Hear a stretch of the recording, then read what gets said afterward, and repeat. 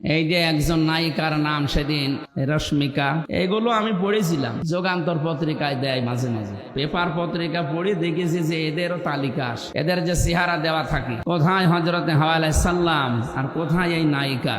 তারা আগে নেই পরে নেই, উল্টা পাল্টা করে মিডিয়া ট্রল করে, বিশেষ করে জনকণ্ঠ, এটা একটা জঘন্য কণ্ঠ। এদেশের বহু আলেম এবং শহীদ আল্লামা দেলাওয়ার হোসেন সাইদি রহমতুল্লাহ আলাইহি বহুবার বলেছে, জনকণ্ঠ এটা পত্রিকা না, এটা ভারতের এজেন্ট।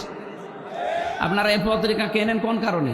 এটা কিনলেও বাচ্চাদের টয়লেট পরিষ্কার করার জন্য কিনবেন, কারণ যত রকমের আগে নেই পরে নেই, মাঝখান থেকে একটা কথা জুড়িয়ে মানুষকে কালার করে, এরা মানুষের চরিত্র হনন করে। আর পৃথিবীতে সবচাইতে বড় গুনাহ এটা।